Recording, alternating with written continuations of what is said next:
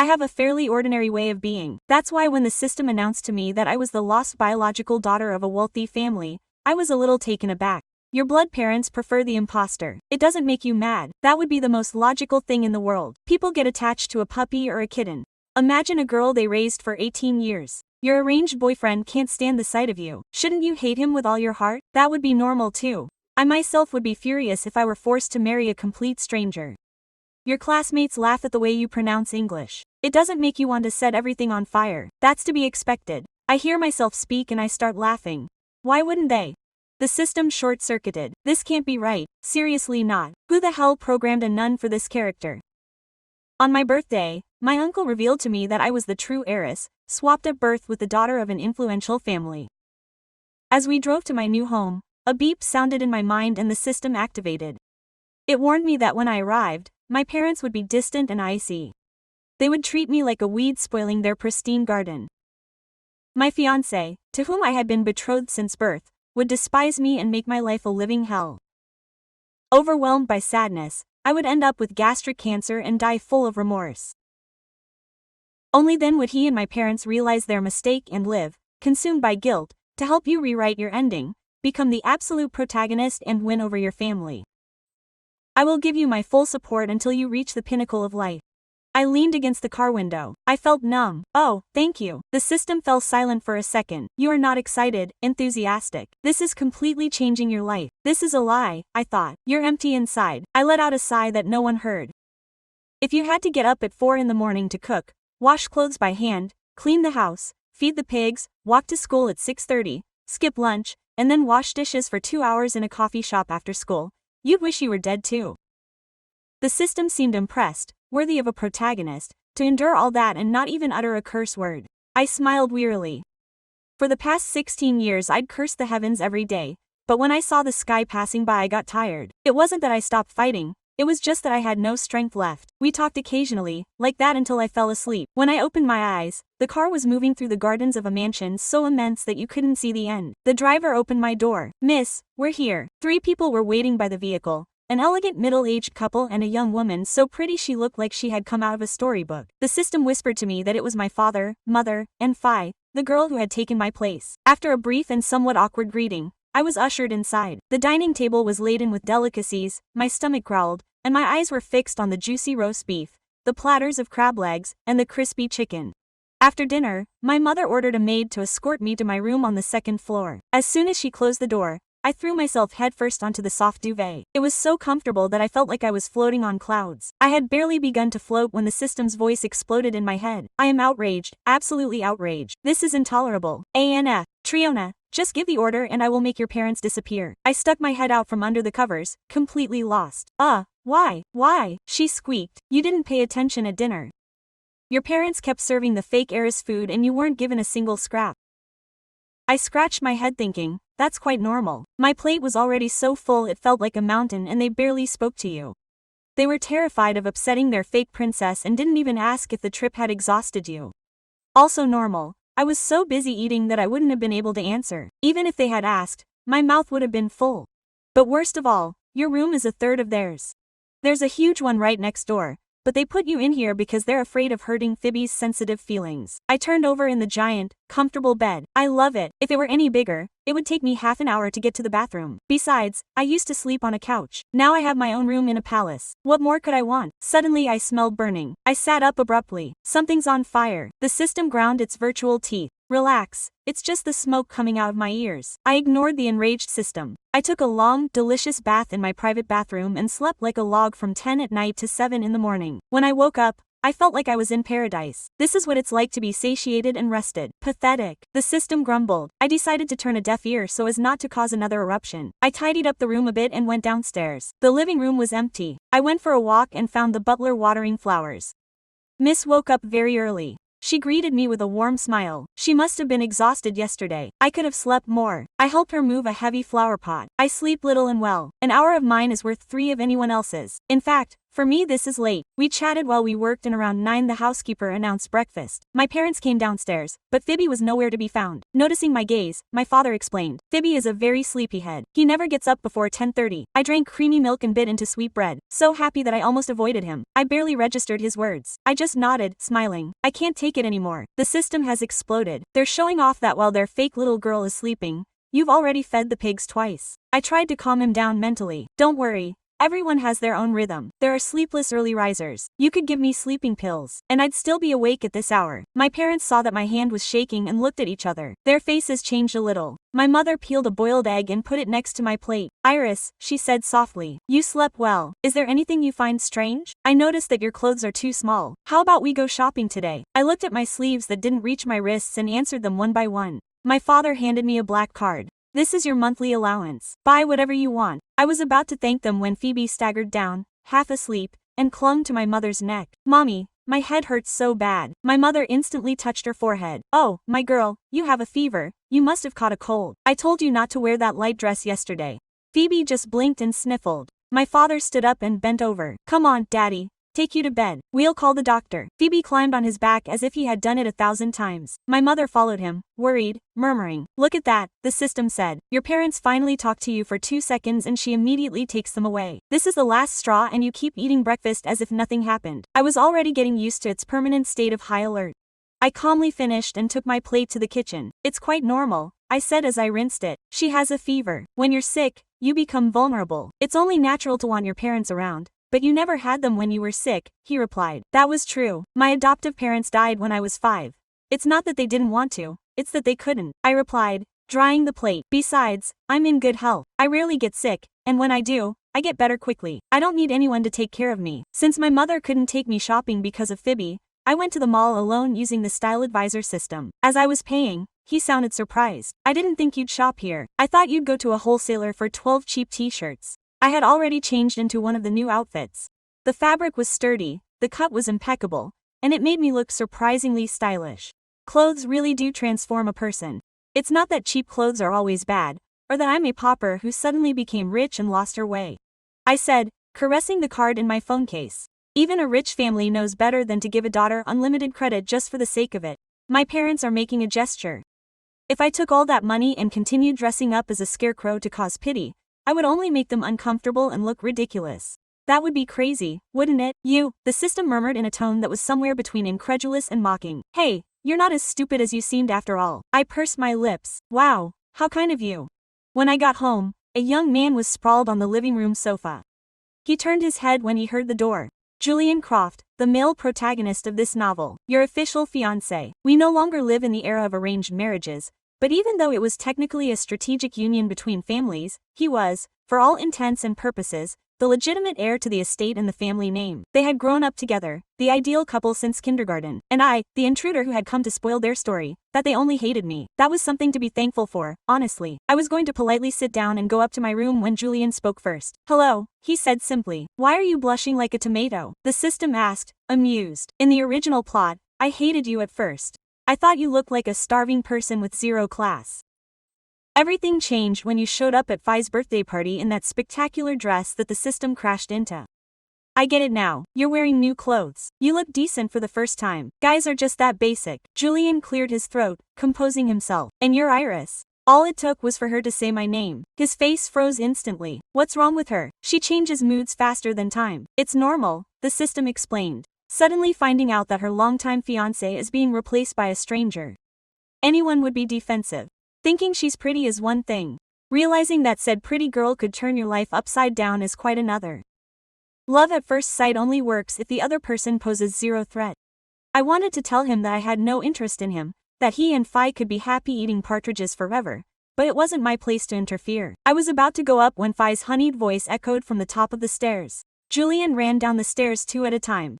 What the hell? Wasn't she so sick this morning that he had to carry her in his arms? Now she runs like she's had a Red Bull. There are people with defenses of steel. They recover in a flash. Phi reached Julian, tugged on his sleeve and smiled at him with bright little eyes. I'm ready. The concert is about to begin. Let's go. Julian's eyes strayed to me for barely a second. Phi followed his gaze and when she saw me her expression suddenly turned shy. Iris, Do you want to come with us? I smiled politely and shook my head. No, thanks. I don't really like that music. I'd fall asleep standing up. You guys go and enjoy yourselves. What a concert. The system tripped. Those tickets sell out months in advance. What if you had said yes? Would you have given up yours, or would you have feigned monumental embarrassment to embarrass yourself? A textbook hypocrite. As I climbed the stairs, the constant tantrums of the system almost made me smile. Why are you always on the verge of exploding? He was just being nice. Nice. The logical thing to do would have been to ignore you and walk away hand in hand. That would have been awkward. Seriously. I can't stand those kinds of people, the system growled. Why can't they just be honest instead of putting on a psychological act and treating everyone else like idiots? Doesn't that piss you off? If you want, I can just give him an electric shock and that's it. I clapped my hands together in a pleading tone. Please, if you keep this up, you're going to melt the servers of half a continent. I'm not mad at anyone. It's normal for them to be defensive when their world is rocking. You're too accommodating and you have the soul of a cyber terrorist. You only grow taller when you talk to me. I hung up the new clothes and plopped down on the floor. Look, relax. Your processor has already gone into turbo mode several times today. The system ignored me. I thought for a second and something occurred to me. How about I tell you a riddle to slow you down? The system clicked instantly. What's a riddle doing here? You'll see it's green, furry, and if it falls out of a tree it kills you. No point looking at the database. Think, I give up. What's a pool table? Haha. Now I'm feeling cooler. Thanks. You're welcome. I climbed the last few steps without looking back, while Phi and Julian's distant laughter faded behind me like a melody that no longer belonged to me. My steps sank into the soft carpet of the hallway and my shadow stretched across the spotless walls. The sweet scent of the flower arrangements was strange to me, as if every detail in the house was whispering to me. You don't belong here. I closed the door and fell back onto the bed. The mattress hugged me as if to comfort me, but the white ceiling held no answers. The room was smaller than Phi's, according to the system, but to me it was still an absurd luxury. Even so, an uncomfortable pressure squeezed my chest. I got up uneasily and opened the closet. It could easily hold 12 lives and I barely had 2 new shirts hanging. On the dresser, an empty photo frame. Not a single image of me in the entire house, not as a baby, not on my birthday, not a laugh frozen on paper, nothing. I went out barefoot, walked down the hallway in silence, and reached the library on the 2nd floor. It was dark, but the moon streamed in through the circular window and bathed the shelves in silvery blue.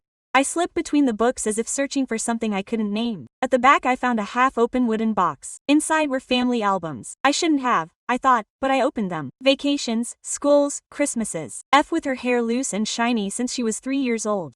Her blue eyes, her perfect smile framing a round, happy little face. Mom stroking her hair, Daddy cradling her on her shoulders. Julian also appeared in many photos, always glued to her, as if fate had tied them with the same string since they were in the cradle. There wasn't a single gap where I could have fit in.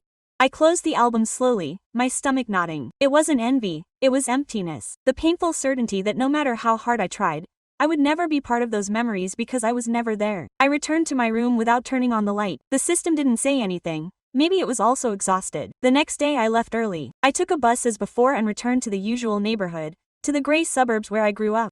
I walked to the house of Doña Clara, a widow in her 60s who always wore her hair tied back with a flowered scarf. She had given me odd jobs as a teenager, washing clothes, taking care of the yard. Iris, she said when she saw me, and her wrinkles stretched into a huge smile. But you're a young lady. I went in. We drank hibiscus tea and ate stale bread with butter. It didn't matter. The floor there was cold, the walls needed painting, and the table wobbled, but everything smelled real. I always knew you weren't like the other girls around here, she said. So quiet, but with those eyes that take in everything. I smiled without answering. Maybe she was right, or maybe I had just learned not to ask for too much. As the sun began to set, my phone vibrated. A message from Julian. Come back, your parents are asking for you. I said goodbye to Clara and took the bus back. When I arrived, the lights in the house were on and someone was crying on the couch. It was Phi, whose normally silky straight blonde hair was disheveled. Her eyes were puffy and she was clutching a handkerchief in a ball. Julian stood some distance away, arms crossed.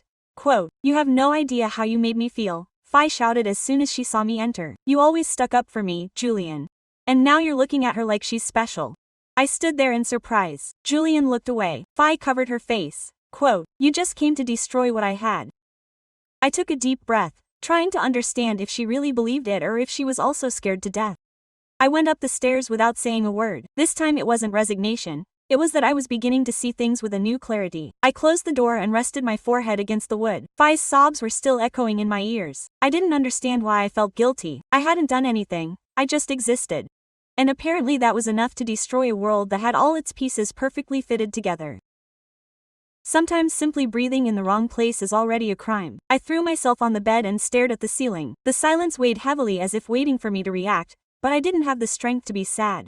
I had no words to defend myself or clear enemies to fight against. I only felt an emptiness that I didn't even know if I wanted to fill. The next day I didn't go down to breakfast. I put on one of my new shirts. I braided my hair loosely and went out without telling anyone. I took the following the same path as always. I crossed the city and returned to the streets where I had truly grown up. No one stopped me. No one asked where I was going. I walked along dusty paths and cement houses with peeling paint until I reached Mr. Oscar's bakery. A man in his 50s, his apron always covered in flour and with huge hands like oars. Quote, "Iris," he exclaimed when he saw me walk through the door with his gray mustache and an open and sincere smile. "You're quite a woman. I didn't recognize you." I bought 2 sweet buns and sat down at one of the rusty metal tables outside.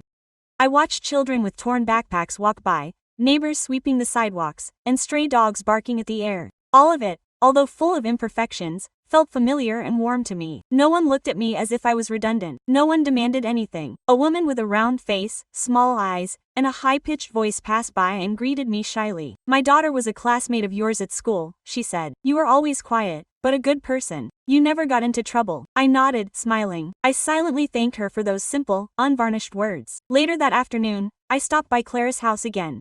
I helped her move some very heavy flower pots and change the water heater. Working with my hands calmed me down.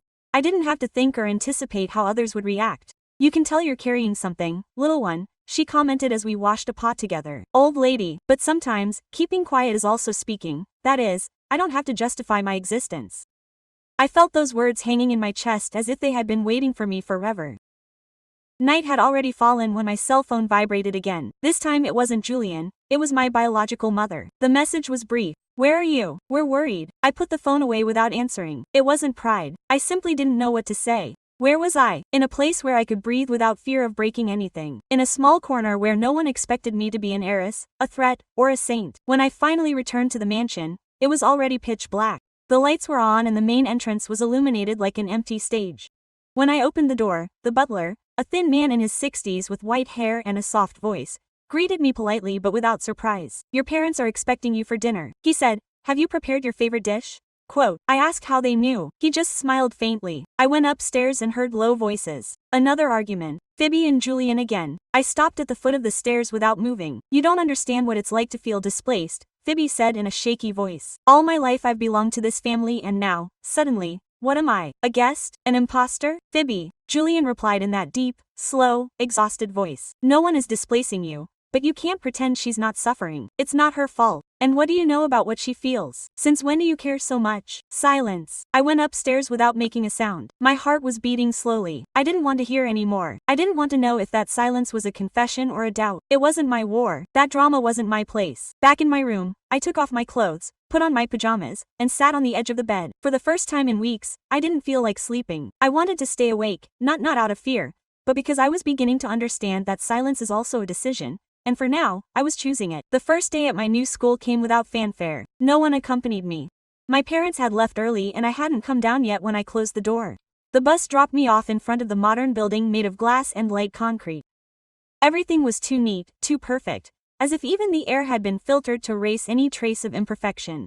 I tightened the strap of my backpack against my shoulder and went inside. The hallways smelled of expensive disinfectant and youth cologne. The students moved in small groups, laughing quietly, measuredly. They wore impeccable uniforms, expensive watches, sneakers that I had only seen in shop windows. A few glances fixed on me instantly, not aggressive, but curious, assessing. "It's her," a girl with short brown hair whispered without dissimulation. Yes, the real her. They didn't say my name, they didn't need to. I felt their weight on my shoulders as if it were something tangible. In the classroom, the murmur increased as I walked through the door. The professor, a thin man in his 40s with square glasses, looked up.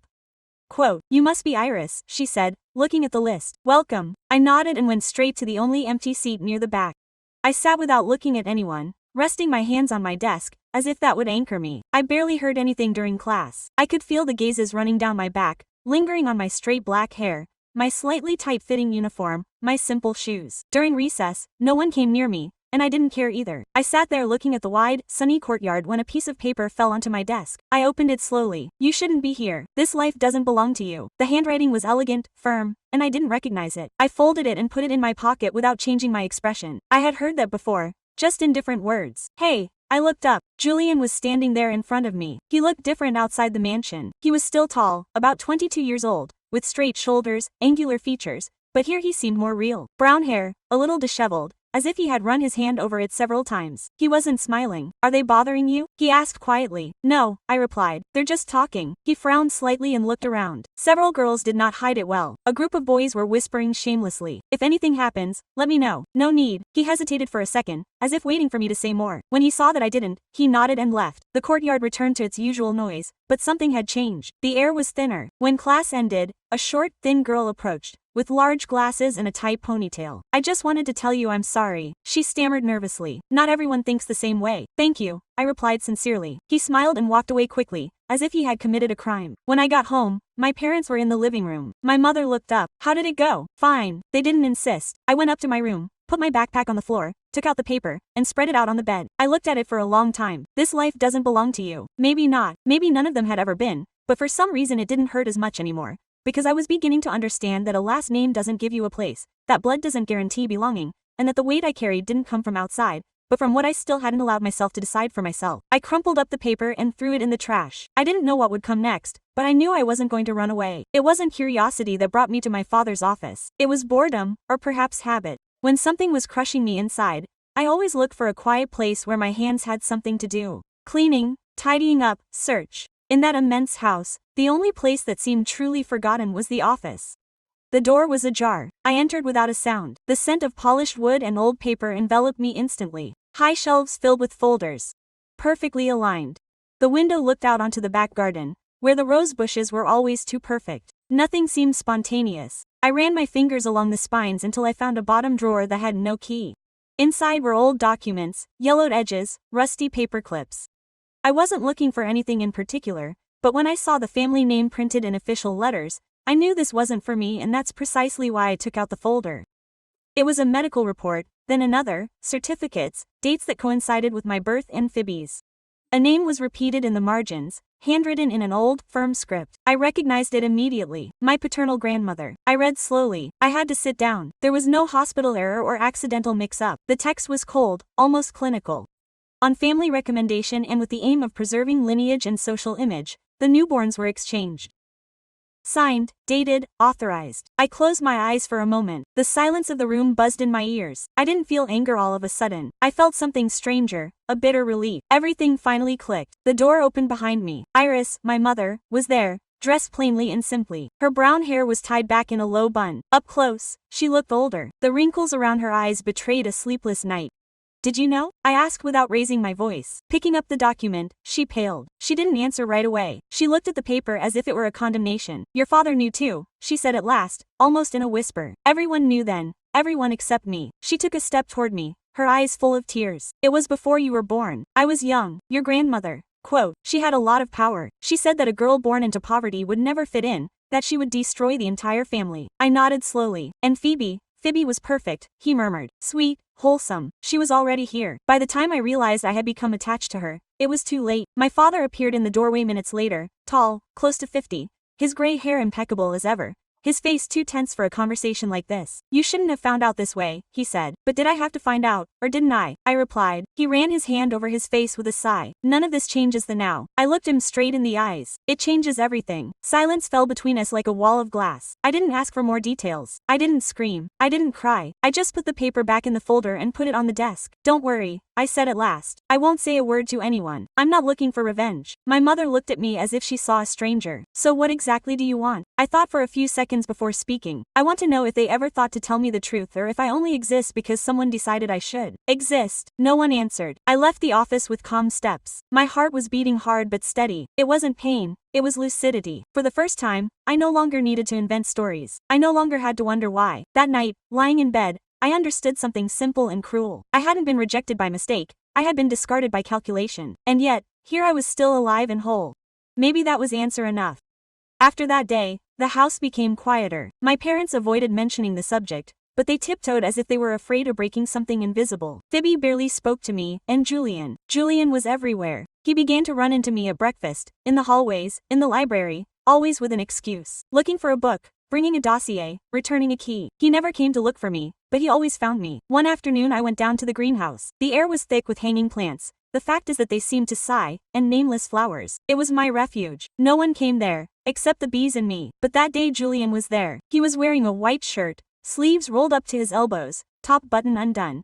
His light brown hair, usually brushed back, fell a little over his forehead. He was looking at the orchids from behind with that posture of someone who was raised to appear confident even though he didn't feel it. I didn't know you liked flowers, I said, and he turned away, surprised but not embarrassed. There are things you don't choose, they just happen, like family commitments. Exactly, I replied. There was a thick silence, not uncomfortable, but full of what we didn't say. Phoebe is weird, he added without looking at me. She cries over anything. She reproaches me for things I don't understand, as if I weren't the same as before. And you are. He looked at me. Then his gray eyes, lighter up close, almost icy, had something hard to decipher. Not tenderness, not pity, perhaps uncertainty. I didn't sit him down on the wooden bench. It smelled of damp earth and jasmine. She's lived this life forever. I just got here. If I were you, I'd be lost too. She leaned against a marble column, arms crossed. What's bothering you? Me coming closer, talking to you, looking at you. Her frankness disarmed me. I took a deep breath. It confuses me, but it doesn't bother me. She nodded as if that confirmed an old suspicion. When I was a kid, I thought I'd marry Phoebe without hesitation. Everything was written, everything was simple. But now I look at myself and I don't recognize myself. I like you, she said bluntly. Although that's not fair to anyone, is it? I didn't answer. It's not. I got up. The conversation had been too raw. You don't have to decide anything today, I said before leaving. But if you ever decide, make sure you're not running away from someone, but walking towards someone. I didn't wait for a reply. I walked out with cold hands and a warm chest. It wasn't love, not yet. But a crack had appeared in the perfect structure, and light was beginning to filter through it. Later, as I was drinking tea in the kitchen, Phoebe burst in. She was dressed in a pink silk robe, her hair loose and shiny, perfect waves falling exactly where they should. At her age, she looked like a doll created by artists. Where have you been? She asked with feigned indifference. In the greenhouse, alone. No. Her eyes hardened. She was silent for a moment. He's not yours. I know, I replied. She didn't seem satisfied. There's no need to pretend to be nice. I know exactly what you're up to. And so do you, I said calmly. She took a half step back as if I'd struck her, but I only handed her a mirror. I don't want to take anything from you, Phoebe. I only want what's mine, what I was never given. Her lips pursed. Her mask of fragility cracked. For a second, then she turned and walked away without looking back. That night I couldn't sleep, not because of sadness, but because I was beginning to understand something that hurt more than I expected. The love I thought I'd never had perhaps never been his either, and that complicated everything.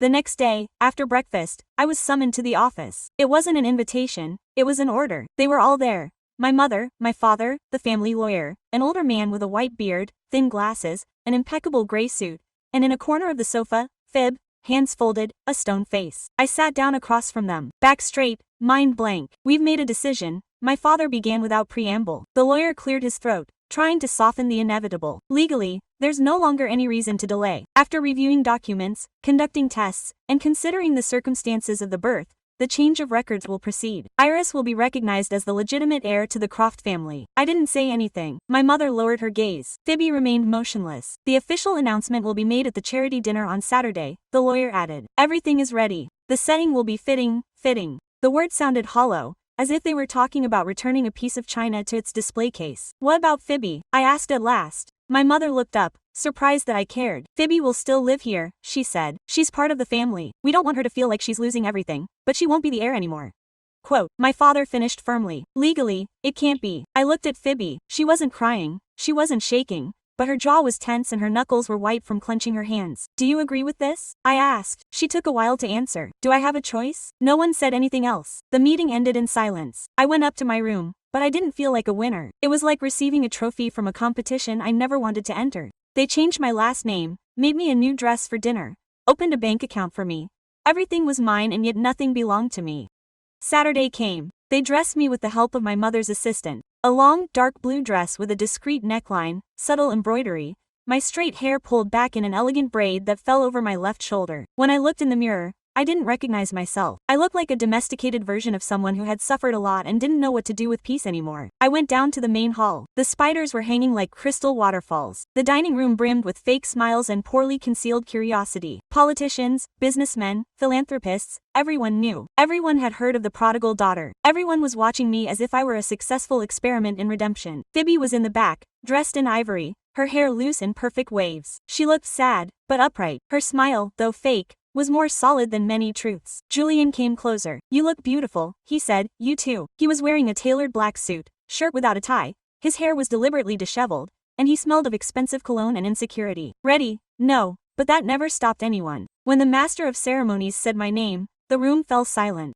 I walked toward the small stage. The echo of my heels seemed to count down the final seconds. My father took the microphone and spoke of justice, of family, of the truth that was finally coming to light. She took my hand and introduced me as her daughter, the true heir to the Croft legacy. Applause, flashes of light, choreographed smiles. When I went downstairs, Phoebe had disappeared. I looked for her upstairs, in the garden, in the kitchen. I found her by the back door, a small backpack at her feet. Her face was pale. "Where are you going?" "I can't stay," she said without looking at me. "I don't have room here anymore." "That's not true." "Oh, no," she confronted me. Her eyes were shining with tears that wouldn't fall. "You have the name, the money, the history. What do I have left? You have a whole life and the freedom to choose who you want to be." She took a deep breath, shaking her head. "You're too good. That bothers me more than anything else. Everything. I'm not good, Phoebe. I'm just exhausted." She was silent for a moment. Then, in one slow movement, she zipped up her backpack. She picked it up and went back inside the house. He didn't promise to stay, but he didn't leave either. The next morning he didn't come down for breakfast. "Phoebe," my parents acted as if nothing had happened. The butler put double the amount of fruit on my plate as if the table were full, as if there wasn't a room upstairs that wasn't closed to Callie and singing. Julian didn't come down either. It was just me, the knife, the fork, and that endless table. When I finished, I went upstairs quietly. I stood in front of his door. I hesitated. It was necessary, perhaps not prudent, but letting the silence turn into a precipice wasn't fair either. I knocked 3 times. Softly. "Phoebe, it's me." Silence. I waited. "I didn't come to ask you to stay. I just came to listen if you need someone to do it." The door opened slightly. Just enough. Puffy eyes, pale, makeup-free face. An old cotton t-shirt that I would never have worn outside the house. "Come in," he murmured. I went in. His room was huge, bigger than mine. Light curtains, white furniture, dozens of perfume bottles neatly lined up on a glass tray. Everything was spotless, except for her, sitting on the edge of the bed with her legs crossed and her shoulders hunched. She seemed more fragile, more real. "Did you feel better after dinner?" I asked her. I felt invisible. We fell silent. I could hear the birds in the garden and the faint hum of the air conditioner. I didn't know how to do it. It suddenly dawned on me that nothing I had was really mine, that every hug, every gift, every nice word had been stolen behind my back. "It wasn't your fault." "No, but it wasn't yours either. And yet I hated you. I still hate you." At times it didn't surprise me. I was relieved that she admitted it. It was better than fake smiles and exaggerated sighs. "I envy you too," I confessed. "You knew how to navigate this world. I'm just surviving." Phoebe slowly sank onto the bed, staring at the ceiling. "My mother used to say that I was unique, that I had something that no one else had. And now you come along with her last name, with her affection, and I don't know who I am anymore. You are you, with or without a last name. That's easy to say when you keep your last name." It hurt because it was true. "What do you want me to do?" I asked sincerely. "I didn't come to take anything from you, but I also can't give you back what should never have been yours." Phoebe closed her eyes and then sat up, more calm. "I don't want to keep fighting with you, so let's not fight. I don't want to disappear, but I don't want to be your shadow either." I looked at her. I understood. What if we were something different? She frowned. "Distrustful, different. How could we share everything?" "Not legally. That's no longer in my hands, but in practice it can. Studies, money, spaces. The last name can't be divided, but everything else can. To share, yes, on one condition." "What?" "Honesty." Phoebe lowered her gaze thoughtfully. Then, as if the words had been torn from her, she said, "I knew it. Not from the first day, but for years something didn't fit. I always heard the grown-ups talking quietly, changing the subject when I came in. Once I overheard your father telling the truth on the phone. I locked myself in my room and pretended I hadn't heard anything." "Why didn't you say anything?" "Because I was afraid. If I spoke, I would lose everything. If I kept quiet, I would keep everything. And I kept quiet." "Thank you for telling me now." Quote. She nodded. She ran her hands through her hair, exhausted. "Do you think we'll ever stop being enemies?" "I don't think we really were. Just pawns in a game set up by others." Phoebe stood up, opened the closet, and took out a small box. She took it from me. "It's the necklace your mother gave me when I was 18. Now I think it belongs more to you." I squeezed her hand gently. "They gave it to you, I'm not taking it away. Phoebe let out a short, broken laugh, but sincere. You're going to make me like you. What else? That's the point. We sat together in silence for a while for the first time. Not as rivals or as symbols of someone else's mistake, just as two girls exhausted from carrying a story they didn't choose. In the following days I barely saw Julian, as if he sensed that we needed distance, or perhaps he did.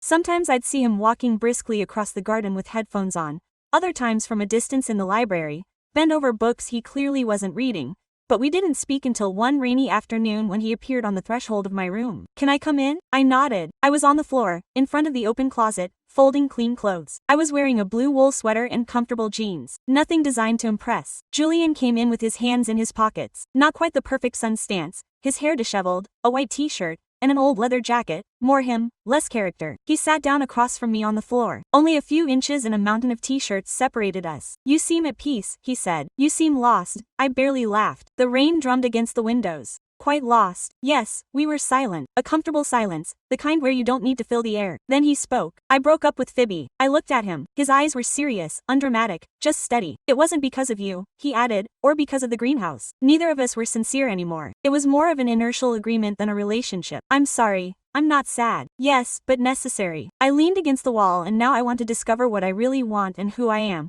because I don't think I ever decided that. We looked at each other without masks, without the obligation to be what others expected. And do you know what you want now? I asked. I'm starting to sense it, he replied. But I don't want to rush. Thank goodness, because I'm not waiting. Julian nodded. I know, and that's why I like you. You don't need me and yet you decide to be around. That almost never happens to me. I'm not sure I'm around, Julian. I'm here, which isn't the same thing. She looked down, picked up a folded t-shirt and placed it awkwardly on top of the pile. Just to have my hands full. I want to ask you out. Not as an official act, not as the heir and heiress. Just you and me. A walk, a coffee, whatever. No press, no parents, no past. I thought about it for a second and nodded, but on one condition. Tell me, don't look at me like I'm some trophy you've earned for being good. I'm not a prize or a symbol. I'm a girl with too many scars and not enough patience to carry yours. I get it, she said, and I don't want you to carry any of mine. Let's just walk together for a while. The rain kept falling. Outside, the world was washing over. Inside, something similar was happening between us. It wasn't love yet. It was something rarer and more valuable. Respect mixed with curiosity. We sat there on the floor without speaking again. Not because we had run out of words, but because for the first time we weren't in a hurry to say them all at once. My 19th birthday was just a few days away when I returned to the house where I grew up. Not the mansion, the other one was still the same, small, with cracked walls, a low, rusty fence, and a yard that looked more like an open space than a garden. The windows were hidden behind threadbare curtains, the porch steps creaking as ever. Mrs. Clara opened the door with her headscarf on and her hands marked from scrubbing and carrying. You look like someone who has already made up their minds, she said as she poured tea into a cracked cup. That's unusual for someone so young. Maybe because I don't feel so young anymore, I replied. I told her everything, the inheritance, the last name, the dinner. I told her about Phoebe, Julian, what had happened without embellishment or softening anything. Clara listened without interrupting. Finally she asked, and what are you going to do with all that? That was the point. I returned that afternoon with a clear idea. I looked for my adoptive parents' old papers, the yellow documents, the address of their town.